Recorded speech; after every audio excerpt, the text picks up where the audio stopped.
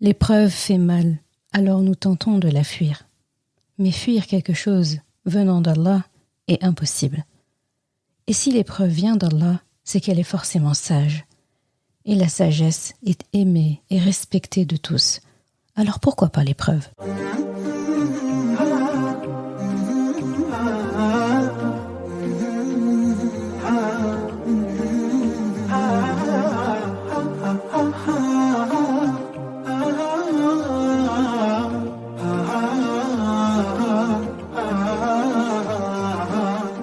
Bienvenue sur Coran de ton cœur, le podcast qui t'aide à reconnecter ton cœur à ton Coran. Je suis Zeynep et je suis passionnée par les deux médecines indispensables à toute vie sur Terre, celle de l'âme et celle du corps. Je suis donc enseignante de Coran et interne en médecine générale. Voilà plus de 10 ans maintenant que j'enseigne aux femmes à lire, à apprendre, à comprendre et surtout à vivre leur Coran au quotidien en reconnectant leur cœur au Coran. Car oui, j'ai la ferme conviction qu'un cœur connecté au Coran est capable de redistribuer à tous les organes du corps l'amour pour Allah, l'envie de lui plaire et d'agir dans le bien. C'est pourquoi à travers ce podcast, je compte redonner chaque semaine un nouveau souffle à divers pans de ta vie au regard de ton Coran. Prends ce temps pour toi et belle écoute. Assalamu alaikum wa rahmatullah. Heureuse de te retrouver pour un nouvel épisode. Et aujourd'hui, on va parler d'un sujet qui revient assez souvent dans, en tout cas, les questions de manière générale, les questions que les gens se posent. C'est un sujet incontournable, j'ai envie de dire, comme quasiment tous les sujets qu'on aborde ici. Et c'est la question de l'épreuve. Alors cet épisode, je le vois un peu comme une intro, on va dire, à un épisode que je ferai un peu plus tard. Mais j'avais vraiment besoin de lancer ce premier jet. Ça te permettra, de prendre le temps de cogiter dessus, de méditer dessus, en attendant de te préparer à un approfondissement de ce sujet. Mais c'est comme si c'était un peu une phase préparatoire. C'est un sujet qui est vaste, c'est un sujet qui mérite d'être approfondi. C'est un beau sujet. L'épreuve, c'est quelque chose de beau. Mais pour pouvoir l'apprécier, il faut le faire progressivement. Donc, on va y aller doucement. Donc cet épisode sera concis et se voudra introductif du sujet de l'épreuve. Et avant de rentrer dans le vif du sujet, comme à nos habitudes, on va se délecter quelques instants des ayats qui ont motivé l'épisode du jour. Bismillahirrahmanirrahim. Alif Lam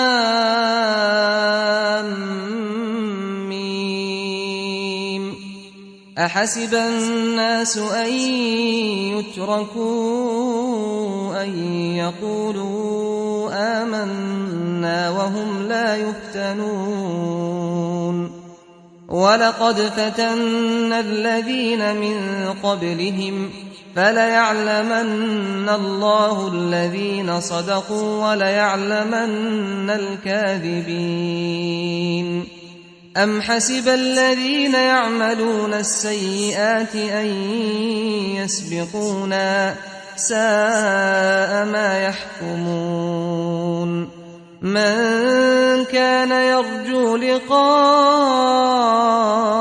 الله فإن أجل الله لآت وهو السميع العليم ومن جاهد فإنما يجاهد لنفسه إن الله لغني عن العالمين. Alif Lam Mim. Est-ce que les gens pensent qu'on les laissera dire « nous croyons » sans les éprouver ? Certes, nous avons éprouvé ceux qui ont vécu avant eux. Allah connaît ceux qui disent la vérité et ceux qui mentent. Ou bien ceux qui commettent des méfaits, comptent-ils pouvoir nous échapper ? Comme leur jugement est mauvais. Celui qui espère rencontrer Allah, le terme fixé par Allah, va certainement venir. Et c'est lui l'audient et l'omniscient. Et quiconque lutte, ne lutte que pour lui-même, car Allah peut se passer de tout l'univers. Surat Al-Ankabut, ayat 1 à 6. Je pense que ce passage m'a parlé. Il me parle beaucoup lorsqu'il s'agit de l'épreuve, parce qu'il parle d'une manière particulière d'être éprouvé Il y a plusieurs mots pour parler de l'épreuve, du fait d'être éprouvé. On a ibtila. Et ici, celui que Allah a mentionné, c'est la racine du même mot qui sert à dire fitna, donc l'épreuve. Donc il dit أحسب الناس أن يتركوا أن يقولوا آمنا وهم لا يفتنون. Donc وهم لا يفتنون. Donc pense-t-il qu'on va les laisser dire nous croyons, donc nous sommes des croyants, des mu'mins, sans que Allah dit, donc sans que nous les éprouvions. Donc yuftanoun. Donc de yuftanoun, c'est la racine fatana et c'est le même mot qui donne fitna. Pour définir un fatana, au-delà de quelque chose qui est une épreuve, de quelque chose qui se travaille, de quelque chose qui dure, de quelque chose qui coûte, fatana, si tu veux une image, c'est exactement la même chose que, d'ailleurs les Arabes utilisaient souvent cette image-là, quand l'orfèvre va brûler l'or brut pour en extraire les impuretés. On parle même de l'épreuve de l'or, du test de l'or. Donc l'or est éprouvé pour être complètement défait de ses impuretés. Et l'or que tu vas acheter, que tu vas avoir en vitrine, que tu vas porter sur toi, que tu vas pouvoir admirer, c'est un or qui a été complètement lavé, complètement vidé de ses impuretés. Et pour ça, il doit passer par une phase de chauffe, il doit être brûlé à haut degré pour pouvoir se défaire de ses impuretés. Donc si tu veux une image de fatana, eh bien c'est ça. Donc là, ça m'amène à me dire que l'épreuve, ça fait mal. C'est un fait en fait. Et dire à quelqu'un que l'épreuve ne fait pas mal, que ça va être facile, qu'il faut aimer les épreuves, il faut les embrasser, il faut, sans se poser des questions, c'est trop facile. C'est très compliqué. Et là, pour le coup, l'expression, c'est facile à dire, plus facile à dire qu'à faire. En tout cas, là, je veux bien la croire. On ne nous demande pas, en fait, de nier le fait que l'épreuve fait mal. Toujours garder l'image, justement, de cet or qu'on brûle, mais pour le défaire de ses impuretés. Et à la fin, on a un excellent produit. D'accord ? Et pour te donner justement cette idée ce n'est pas parce qu'une épreuve est douloureuse qu'elle est mauvaise, parce que la plupart du temps, l'épreuve est associée à quelque chose de mauvais, parce que ça fait mal. Ça peut être associé à une punition, associé à Allah ne m'aime pas, associé à qu'ai-je fait pour mériter ça, associé à une incompréhension. C'est pas facile en fait, l'épreuve quand elle est vue comme ça. Donc c'est très important pour pouvoir comprendre ça, de se dire on est entouré d'épreuves. Toute notre vie est une épreuve. Tout, mais vraiment, vraiment tout. Commence juste par le nouveau-né que tu étais. Le nouveau-né, il est éprouvé de devoir respirer par ses propres moyens dès lors qu'il arrive sur Terre. Le nouveau-né, il est éprouvé, une fois qu'il est né, de devoir faire un effort de téter, de devoir affronter le froid, la faim, le bruit, etc. Donc, l'épreuve, elle est omniprésente. Et si tu regardes bien, nous sommes tous les épreuves les uns des autres. Quelqu'un est ton épreuve, tu es l'épreuve de quelqu'un. Et c'est pas forcément péjoratif. Un enfant est une épreuve pour son parent. Le parent est une épreuve pour son enfant. Dans le sens où il faut toujours faire des efforts. On ne sera pas toujours d'accord avec ces êtres-là. On n'aura pas toujours envie de faire ce que l'autre nous demande. C'est une épreuve en fait. C'est une épreuve pour une mère de se lever alors qu'elle a passé une nuit blanche et qu'il faut amener les enfants à l'école et qu'elle est sursollicitée, etc. et qu'il faut préparer le repas. C'est une épreuve parce que si ça ne tenait qu'à elle, elle irait dormir, elle se reposerait, elle irait à son rythme. Si ça ne tenait qu'à elle, il n'y aurait pas de bruit chez elle. Ce ne serait pas le boucan comme tout le temps. Si ça ne tenait qu'à lui, pareil, un homme, un enseignant, peu importe, ne devrait pas subir, par exemple, le chahut de ses élèves, ne devrait pas subir le fait que ses élèves ont échoué à un examen alors qu'il a mis beaucoup, beaucoup d'efforts à les préparer. Tout ça est une épreuve. Tout est une épreuve. D'accord ? Et quand on passe un examen, c'est douloureux quelque part parce que on est dans des conditions spéciales, on a révisé beaucoup, on a peur de rater, on peut être confronté à des questions qu'on ne connaît pas, après il faut patienter pour les résultats. C'est une épreuve. Papa Adam, alayhi salam, au paradis, Allah n'a pas tardé à le mettre à l'épreuve. Et quand il est descendu sur terre, ça a été une succession d'épreuves. Nous sommes issus des épreuves. Donc, vouloir évincer les épreuves, vouloir se dire mais je comprends pas pourquoi j'ai été éprouvée, pourquoi je suis éprouvée comme ça. C'est vrai qu'il y en a qui vont être plus éprouvés que d'autres à des instants précis. Il y en a qui vont subir des épreuves plus dures que les autres à certains instants. Peut-être que mon épreuve actuellement, elle est beaucoup plus dure que celle que tu vis actuellement. Mais dans quelques jours, dans quelques instants, ton épreuve me paraîtra très légère, alors que la mienne va te paraître difficile. Ça s'inverse en fait. Les jours s'alternent entre les gens, comme Allah le dit dans le Coran. Et voici que nous alternons les jours entre les gens. Il y a des jours qui seront pour toi. Il y a des jours qui seront littéralement contre toi. Et ton jour ne sera pas le bon jour de quelqu'un d'autre. Ton, entre guillemets, mauvais jour ne sera pas le même mauvais jour que l'autre. Et heureusement, en fait, qu'on n'a pas les bons et les mauvais jours en même temps. Tu imagines si toute la Terre entière était synchro sur un mauvais jour. Imagine juste si on était tous dans un bad mood en même temps. Tous en même temps. Ce serait ingérable. Tout simplement parce qu'il n'y aurait personne pour pouvoir aider l'autre à sortir la tête de l'eau. De la même manière, si tout le monde était tout le temps dans un bon mood, tout le temps, on pourrait dire que c'est une chose positive. Mais non, ce ne serait pas une chose positive. Parce qu'on sait que l'être humain, quand tout va bien dans le meilleur des mondes possibles pour lui pendant un bon moment, il y a quelque chose qui le touche. C'est la routine, c'est le fait de prendre les choses pour acquis, c'est oublier d'être reconnaissant et surtout s'éterniser là-dedans, commencer parfois à être orgueilleux, etc. Ce n'est pas forcément un bien quand tout est dans... Si on gardait vraiment une ligne plate de bonheur et ça ne bouge pas et tout va bien, on a tout ce qu'on veut, on se la coule douce, on n'a aucune épreuve, aucune maladie, aucun rien, ni nous, ni notre famille, ce serait compliqué. Quelles seraient les chances qu'on remercie Allah tout le temps avec la même ferveur tous les jours? Quelles seraient les chances en fait qu'on reste humble? Quelles seraient les chances pour qu'on ne prenne pas ça pour acquis? Et quelles seraient les chances qu'on puisse en fait supporter une épreuve quand elle arrivera si on a perdu l'habitude? Donc régulièrement, Allah va nous éprouver dans la journée. On a plein de micro-épreuves dans notre quotidien. Et en réalité, il nous prépare aux grosses épreuves qui arrivent et qui sont un petit peu plus inhabituelles en fait. D'accord ? Une maladie, un problème financier, la perte d'un être cher, un échec. C'est la somme de micro-épreuves qui nous préparent aux plus macro-épreuves. Parce que lorsqu'on entend dans la sira du prophète sallam, dans les récits du Coran, les grosses épreuves, là on se dit « Ah ouais, moi je ne suis pas du tout là-dessus ». Quand on voit l'exemple du prophète Yaqub alayhi salam, dont tu connais très bien l'histoire, qui a perdu un enfant, Youssouf alayhi salam, pendant des années. Pendant des années, il ne l'a pas vu grandir, il n'a pas vu devenir adolescent, devenir adulte, avoir son épouse, ses enfants, devenir ce qu'il est. Eh bien, il a subi une épreuve, on peut dire ce qui est. C'est d'ailleurs de sa bouche qu'on a entendu la très belle expression « Sabrun jamid », belle patience.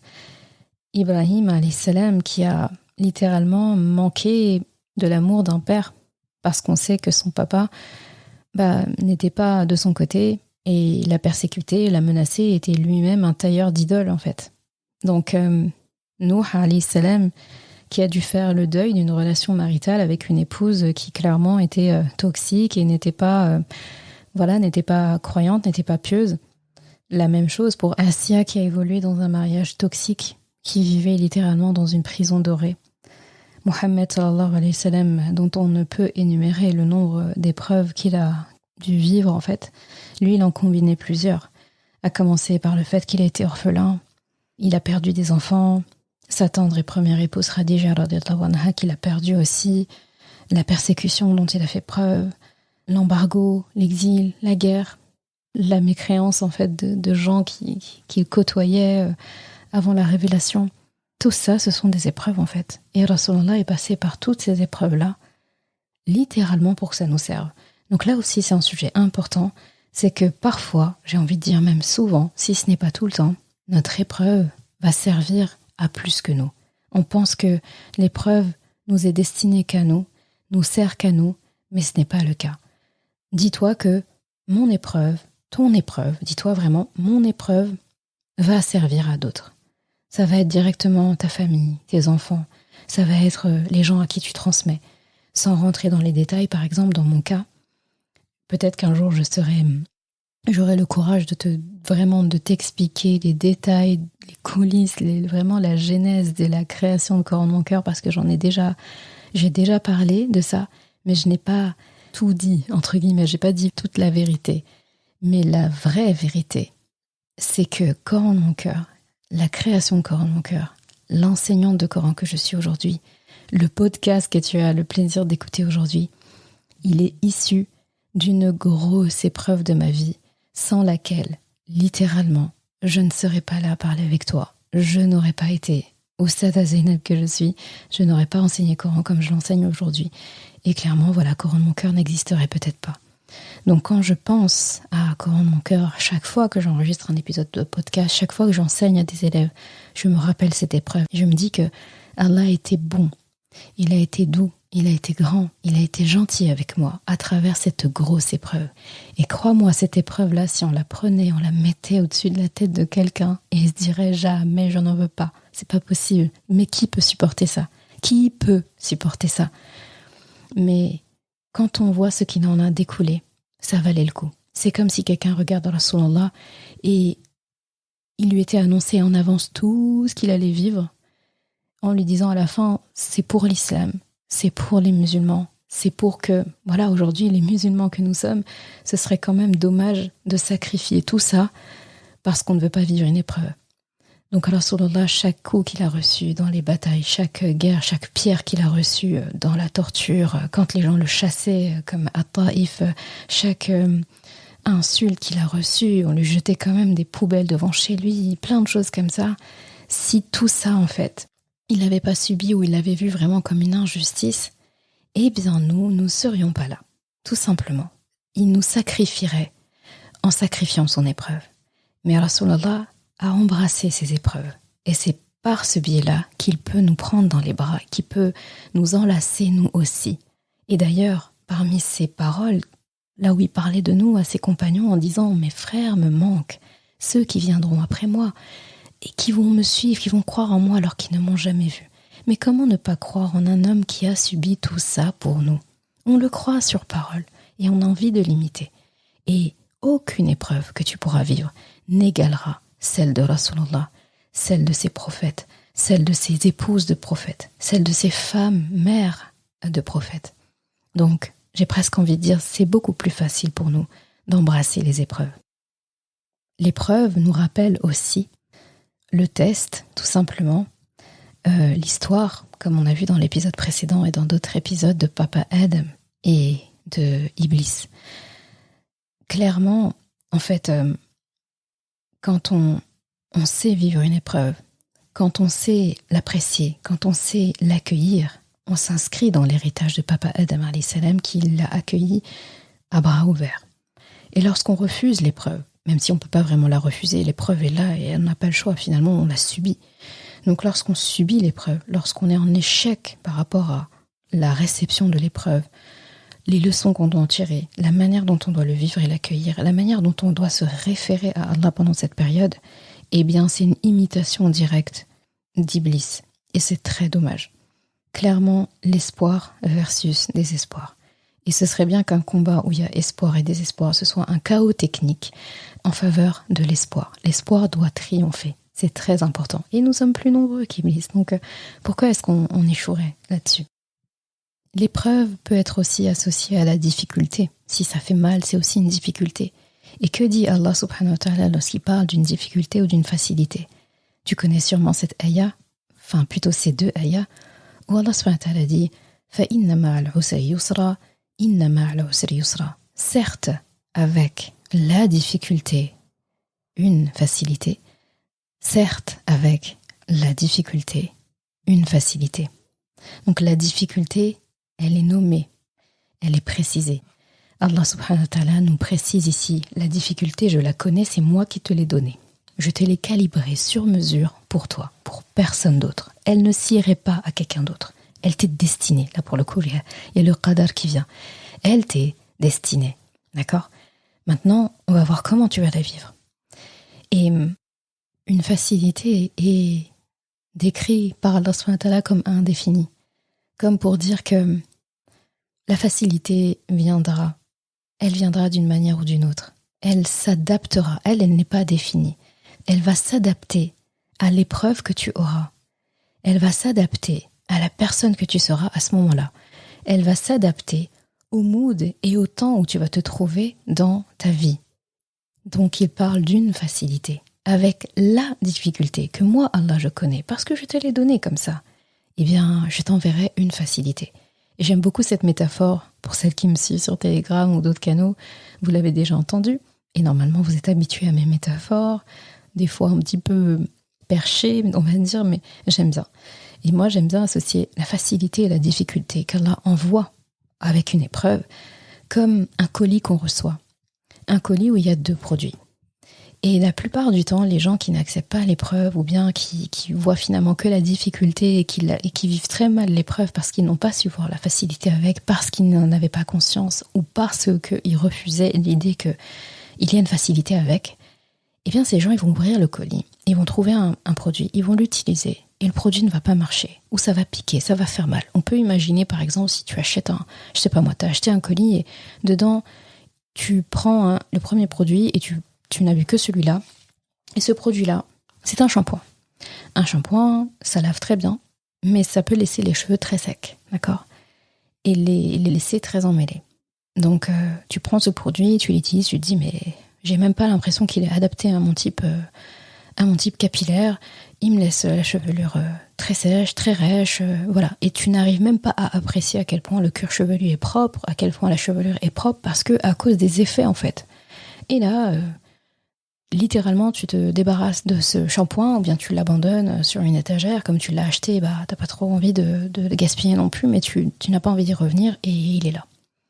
Et tu finis par te dire, j'ai reçu un mauvais produit, c'est pas normal, on m'a dit que je recevrais un truc, une formule qui va révolutionner, en tout cas qui va me faire avancer dans ma routine capillaire et c'est pas normal. Et un jour, tu vas réouvrir ce paquet au moment où tu voudras jeter le carton à la poubelle et tu te rends compte qu'il reste quelque chose dedans. Et là, tu fouilles et tu vois un deuxième produit. Et c'est l'après-shampoing. C'est l'après-shampoing. Et là, tu te dis, ah ouais. Et donc, comme tu as un peu perdu espoir en utilisant le shampoing, l'après-shampoing, voilà, tu réalises qu'effectivement, il y avait l'après-shampoing avec. Tu te sens pas très futé à ce moment-là. Mais tu n'arriveras pas à apprécier l'après-shampoing parce que tu as déjà tiré, entre guillemets, un trait sur le shampoing et tu vas pas utiliser l'après-shampoing tout seul. Donc du coup, tu ne mesures pas la valeur de cet après-shampoing. Petit à petit, à force en fait de s'éduquer, de grandir, de se travailler, on arrive à une autre phase où, donc je vais avancer les étapes, mais l'étape ultime en fait qu'il faut atteindre, c'est ouvrir le colis et dès le départ se dire, attends, moi je suis sûre qu'il y a 2 produits. Tu saisis le premier, c'est toujours le shampoing en général qu'on saisit en premier. Et là, tu te dis, oh, là, je suis sûre qu'il y a un deuxième produit, c'est pas normal qu'il n'y ait que celui-là. Et d'office, tu cherches le deuxième. Tu vas pas encore jeter le carton sans avoir tiré les 2. Et là, tu saisis, tu as les 2 produits. Dans une main, tu as un produit. Dans l'autre main, tu as un autre produit. Tu as le deuxième produit. Et en fait, l'un ne peut pas être utilisé sans l'autre parce qu'il n'aura pas le maximum de son efficacité. Un shampoing lave très bien, mais laisse le cheveu sec, emmêlé. L'après-shampoing démêle excellemment bien. Il nourrit, etc., mais il ne lave pas, comme un shampoing. Donc tout seul, on ne pourrait pas l'utiliser. Et les 2 ensemble, là, ça fait un super combo. Là, c'est une belle routine. Et là, on a la formule, finalement, la formule de rêve capillaire. D'accord ? Il faut se dire que ces produits-là, pour que tu imagines quand Allah t'envoie l'épreuve, ces produits-là, ce sont des produits premium, attention, de première qualité. C'est des produits de luxe, en fait, dont les formules ont été étudiées spécialement pour toi. C'est-à-dire, ce sont des produits où tu n'as pas à te poser la question, est-ce que c'est pour cheveux secs, est-ce que c'est pour cheveux gras, est-ce que c'est pour cheveux colorés ou pas, est-ce que la texture ondulée, crépue, raide, type A, C, etc. Tu t'y connais, on verra. Eh bien, tu n'as pas à te poser cette question, parce que d'emblée, en fait, ce colis, il est sur mesure. Donc le shampoing est sur mesure, l'après-shampoing est sur mesure. Le combo des 2 n'a été calibré que pour toi. C'est-à-dire que littéralement, si tu prenais ce colis et tu l'offrais à quelqu'un d'autre, ce ne serait pas pareil. Ça va pas fonctionner avec elle. Ça peut fonctionner, ça peut ne pas fonctionner. En tout cas, clairement, la personne sentira que ça ne m'était pas destiné.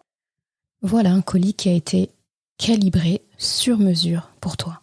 Eh bien, imagine l'épreuve qu'Allah te donne. C'est une épreuve de première qualité. C'est une épreuve de luxe parce que cette épreuve, elle est littéralement là. Elle t'a été envoyée pour t'aider, pour te faire avancer, pour t'enseigner, pour te faire passer à une étape supérieure, pour te laver de tes impuretés, te laver de tes défauts. Très souvent après une épreuve, eh bien, il y a des choses qu'on ne refait plus. Par exemple, si tu perds un être cher, ton comportement avec le reste des proches que tu as va être affiné, il va être meilleur. En tout cas, il va changer. Lorsque tu as échoué à un examen, quand tu es amené à le repasser, tu ne refais pas les mêmes erreurs. Lorsque tu as perdu des biens, tu as perdu de l'argent, ce que tu possèdes, ce que tu as et ce qu'Allah va te donner après, tu vas en mesurer la valeur. Lorsque tu as connu la faim, la famine, en tout cas une difficulté dans ce sens, et qu'ensuite tu as de la nourriture, et qu'ensuite tu ne manques de rien, tu savoures cette nourriture d'une manière que tu n'aurais jamais savourée auparavant. C'est un bienfait de cette épreuve. Parfois, elle nous est envoyée, calibrée, parce que on dévie de notre couloir. Nous avons tous un couloir qu'Allah subhanahu wa ta'ala nous a assigné pour atteindre le paradis. Et ce qui se passe dans notre vie, c'est qu'au fur et à mesure, on s'éloigne du couloir, on change de couloir. On va vers le couloir de droite, le couloir de gauche, on regarde le voisin, la voisine, on va perdre notre temps, on va se mêler de ce qui ne nous regarde pas. Et en tout cas, on s'éloigne tout le temps de notre couloir. Et les épreuves de la vie, moi je les vois comme Allah qui te remet dans ton couloir. Et parfois, c'est difficile parce qu'on est têtu. Ou des fois, on ne comprend pas. Des fois, c'est des épreuves qui vont se répéter. Quand une épreuve se répète dans ta vie, dis-toi à 99,99% qu'il y a une leçon qu'Allah cherche à t'enseigner que tu ne veux pas comprendre.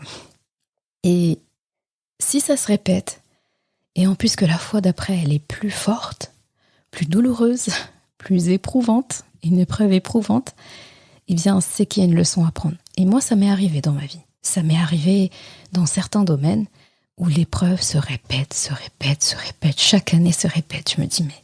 Et quand enfin je l'ai compris, je me vois littéralement à genoux, le genou à terre, en train de dire « Ya Allah », en pleurs vraiment, en sanglotant au bout, complètement au bout de mes peines, à dire à Allah subhanahu wa ta'ala « Ya Allah, ça y est, j'ai compris. Je crois que j'ai compris. » Eh bien, je peux te dire que l'instant où ça a été assimilé, où j'ai compris, l'épreuve s'est arrêtée. Donc, et c'était nécessaire.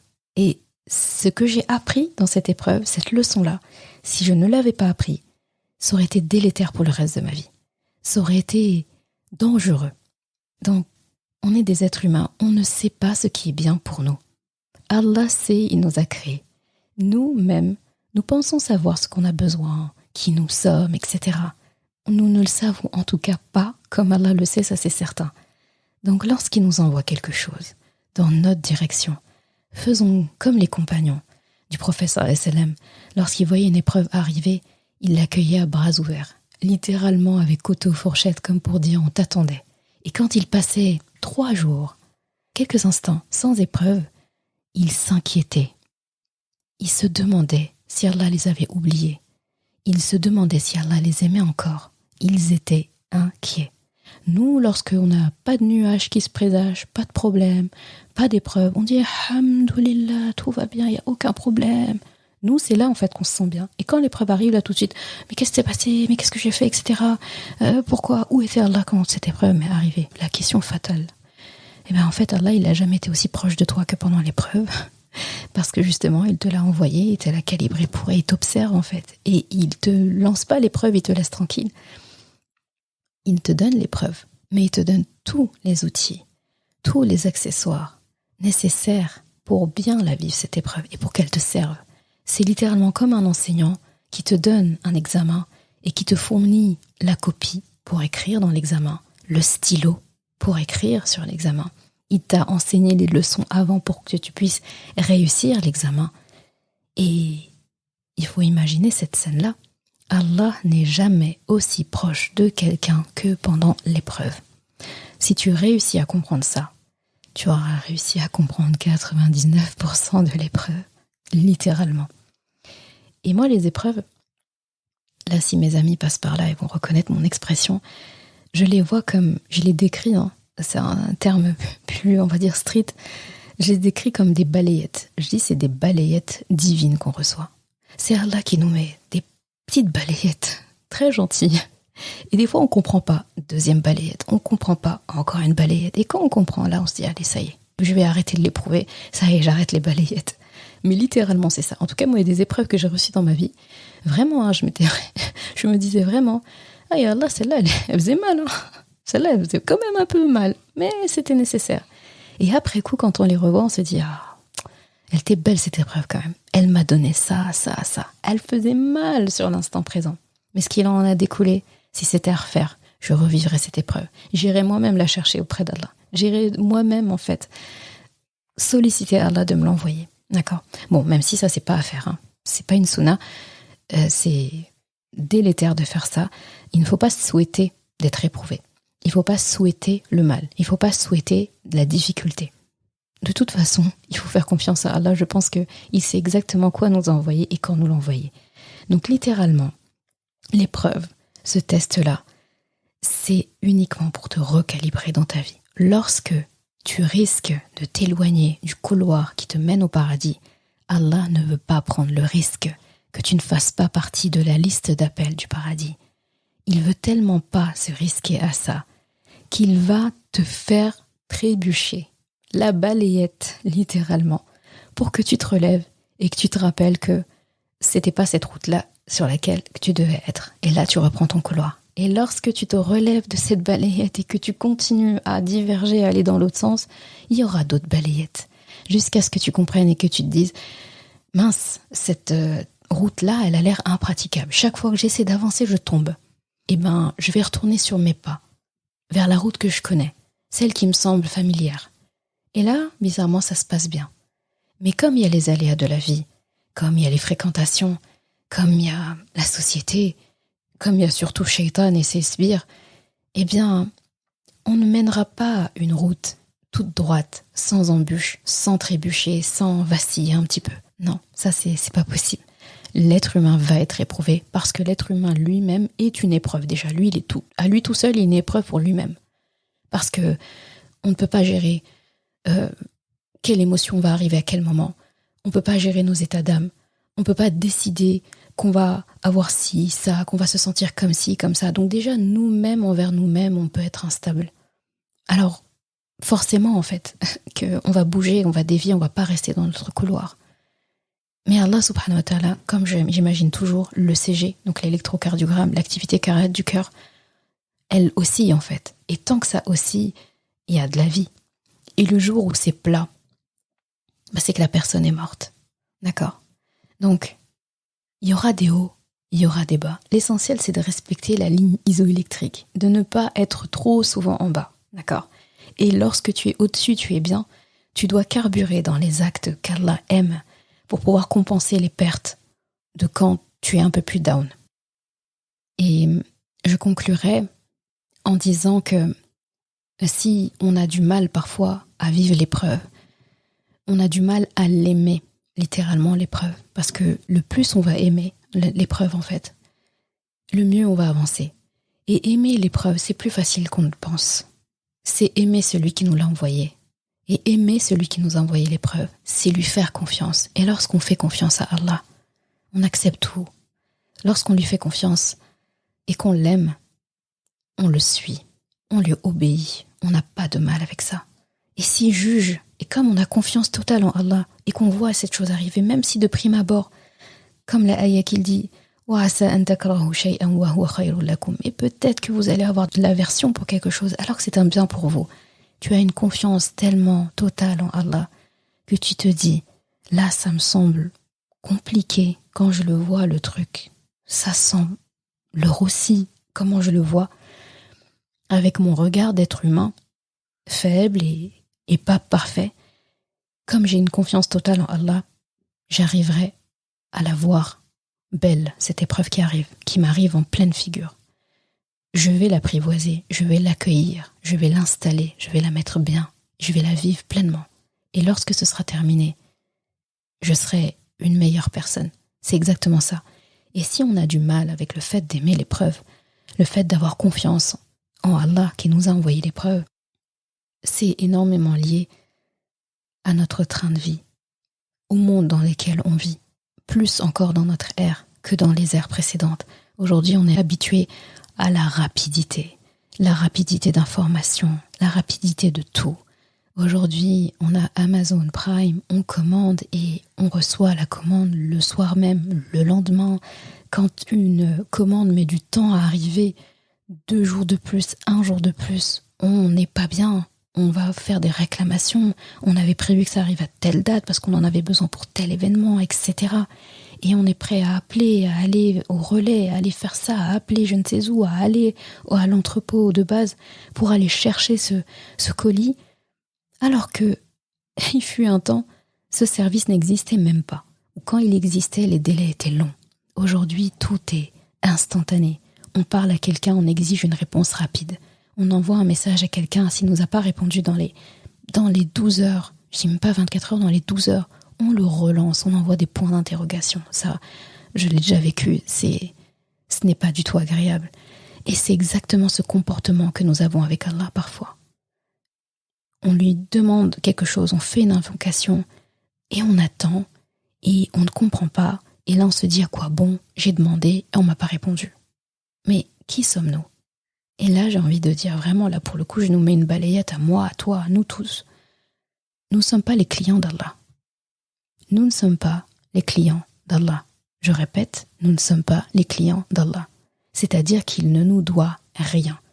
Si on s'inscrit, parce que c'est le comportement que nous avons souvent, si on s'inscrit comme des clients d'Allah, c'est-à-dire qu'on assimile le fait qu'il nous doit quelque chose, qu'on assimile le fait qu'il doit répondre à une promesse, qu'on assimile le fait aussi que on a payé quelque chose et on attend en retour. Mais qu'a-t-on payé en fait ? Si tu te rappelles l'épisode où je parlais de ton commerce avec Allah, l'investissement de base, pour rappel, c'est qui l'a donné ? Allah dit qu'il a acheté des croyants, leurs personnes et leurs biens du fait qu'il leur donne le paradis. Donc le paradis qui est promis, la promesse d'Allah, c'est lui qui le donne. Et la chose qui te demande d'investir et de lui vendre pour atteindre le paradis, c'est aussi lui qui te le donne. Et il te demande d'être dans le commerce avec lui. Donc en fait, à partir de quel moment Allah nous doit quelque chose ? À partir de quel moment nous sommes des clients ? Avec Allah, ça n'existe pas le bureau des réclamations parce que client insatisfait. Ça n'existe pas le satisfait ou remboursé. Ça n'existe pas le remboursement. Ça n'existe pas le désistement. Et surtout, ça n'existe pas les réclamations, les notes 1 étoile. Là, ce qui s'est passé, ça m'a pas plu. Je note 1 étoile. Tu peux pas noter 1 étoile, Allah. Tu peux même pas le noter 5 étoiles. Tu ne le notes pas, en fait, parce qu'il t'a rien demandé. Et il n'a pas besoin de ta notation. Il est Al-Hamid. Al-Hamid. Al-Hamid. C'est celui, en fait, qui est loué d'office, même s'il n'y a personne en face. C'est celui qui est pas seulement digne de louange, c'est celui qui est naturellement loué, louable, loué et encore loué. Donc que ce soit toi, que ce soit une autre, que ce soit un autre, c'est du pareil au même.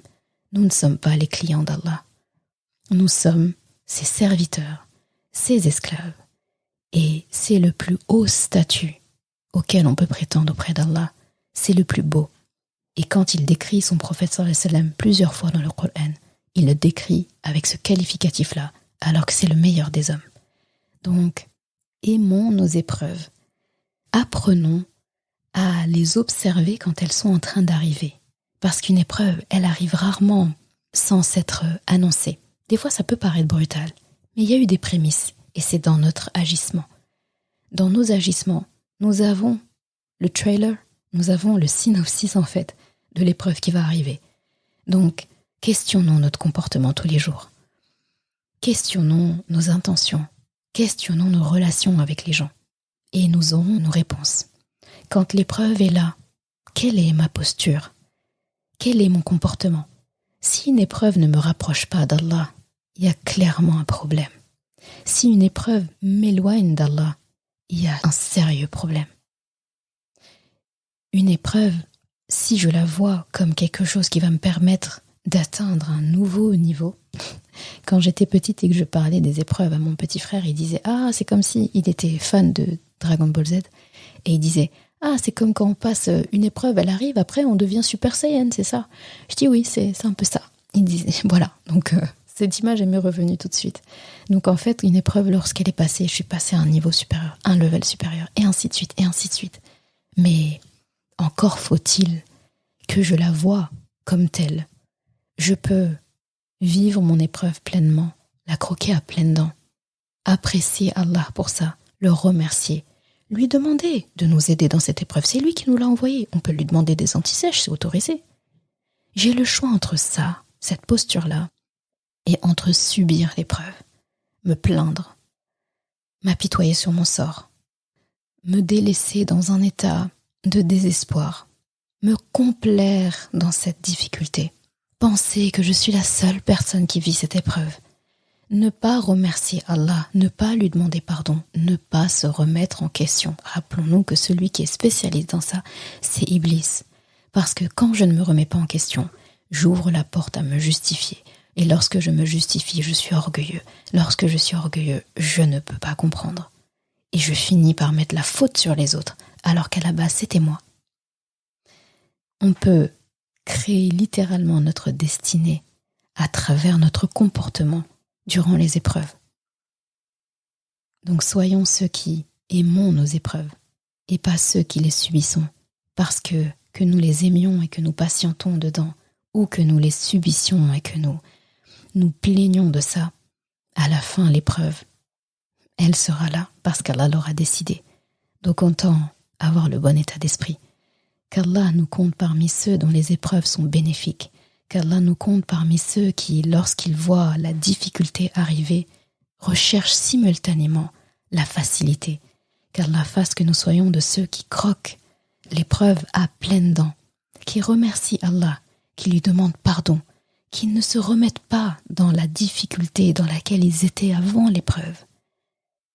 Qu'Allah nous compte parmi ceux qui se remettent en question. Qu'Allah nous compte parmi ceux qui se relèveront de ces trépas et regagneront le couloir qui mène vers le paradis. Et à la fin, qu'Allah nous fasse retrouver notre chemin vers Home Sweet Home, notre paradis, là où tout a commencé. Merci d'avoir écouté cet épisode. Et comme toujours, si ce podcast t'a apporté du bien, alors une chose à faire, t'abonner pour ne rien rater. Et si il te semble pouvoir être utile à d'autres personnes, sens-toi libre de le partager et même de laisser un commentaire et la note de ton choix sur ta plateforme d'écoute préférée. Ce sera une belle manière de me faire savoir que ce podcast doit continuer et être écouté par le plus grand nombre. Je confie à Allah subhanahu wa ta'ala le soin de préserver ta foi, ton honneur et ton cœur. Je te laisse à présent passer un bon moment avec ton Coran et je te dis à vendredi prochain pour un nouvel épisode. Assalamu alaikum wa rahmatullah.